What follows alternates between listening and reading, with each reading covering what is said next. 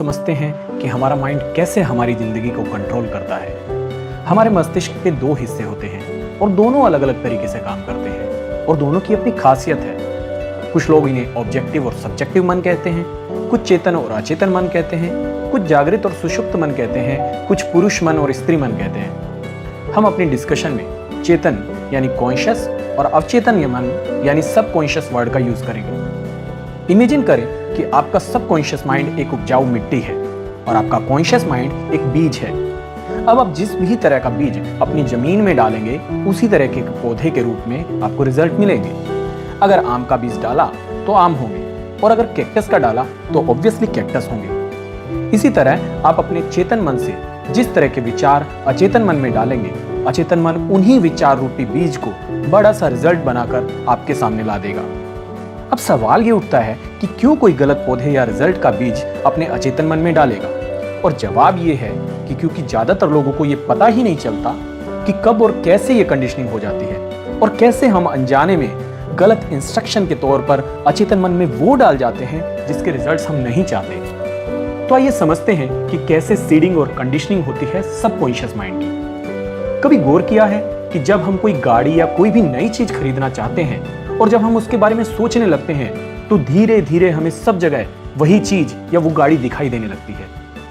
Example के लिए अगर हम BMW गाड़ी खरीदने की सोचते हैं तो पूरी सड़क पर BMW ही दिखाई देने लगेगी। इनफैक्ट ज्यादातर लोगों को कलर भी वही दिखाई देगा जो वो लेने की सोच रहे होते हैं। तो क्या सड़क पर से बाकी सारी गाड़ियां गायब हो गई या फिर अचानक से BMW ही ज्यादा बिकने लगी?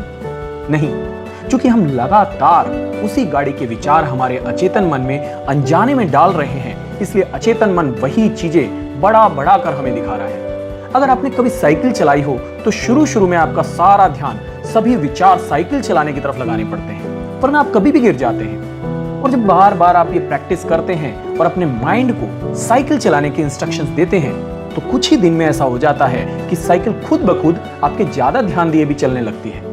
इनफैक्ट कुछ धुरंधर तो दोनों हाथ छोड़कर भी चलाने लगते हैं। वेल, मैंने भी चलाई है। दोनों बातों से ये बताने की कोशिश की है कि जब हम अपने सबकॉन्शियस माइंड को बार बार किसी बात की इंस्ट्रक्शन देते हैं तो वो बात सबकॉन्शियस माइंड में उतर जाती है एक बीज की भांति, और सबकॉन्शियस माइंड खुद ब खुद उसके रिजल्ट्स प्रोड्यूस करने लगता है। अब नेक्स्ट पॉइंट ये है कि सबकॉन्शियस माइंड क्या इतना पावरफुल है? तो जवाब है कि हाँ, ये साइंटिफिकली प्रूव हो चुका है कि हम दिमाग का बिल्कुल थोड़ा सा हिस्सा कॉन्शियस माइंड के तौर पर यूज कर पाते हैं और 90% से भी ज्यादा हिस्सा हमारा सबकॉन्शियस माइंड यानी अचेतन मन होता है, जो कॉन्शियस माइंड की रिपीटेटिव इंस्ट्रक्शन पर खुद ब खुद काम करने लगता है। ये ऐसा मान लीजिए कि आपका चेतन मन एक जहाज का कैप्टन है और उस जहाज को चलाने वाले सारे लोग आपका अचेतन मन। तो अगर कप्तान ने एक बार अच्छे से उस जहाज को चलाने वाले मन को किसी डायरेक्शन में जाने की इंस्ट्रक्शन दे दी तो पूरी टीम जहाज को उसी डायरेक्शन में ले जाने में लग जाएगी, फिर चाहे टीम कितनी भी बड़ी हो, क्योंकि उसका काम यानी टीम का काम कप्तान की इंस्ट्रक्शन फॉलो करना है।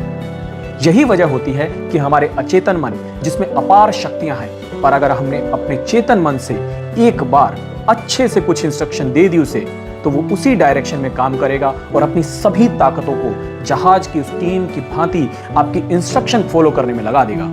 और मजे की बात यह है कि अचेतन मन को शब्द से ज्यादा विजुअल्स समझ आते हैं, यानी कि अगर आप अपने मन में बार बार जो चीजें देख रहे हैं वो उसी डायरेक्शन में काम करने लगेगा। उसे ना शब्द समझ नहीं आता। तो अगर आप बार बार ये सोच रहे हैं कि मुझे उस फलाना आदमी से नहीं मिलना, मुझे उस फलाना आदमी से नहीं मिलना, तो भले आप नहीं मिलना चाह रहे हो, पर ये सोचते हुए बार बार उस आदमी की इमेज अपने माइंड में बना रहे होते हैं, जो रिपीटेशन की वजह से अचेतन मन में चली जाती है। और ना चाहते हुए भी वो व्यक्ति आपके सामने आ ही जाएगा, क्योंकि आपके अचेतन मन की शक्तियां उसे वहां ले आई। तो नेक्स्ट टाइम आप ये ख्याल रखिएगा कि आप लगातार अपने मन में क्या देख रहे हैं, क्योंकि आपका अचेतन मन वही चीज आपके जीवन में बढ़ाएगा। आज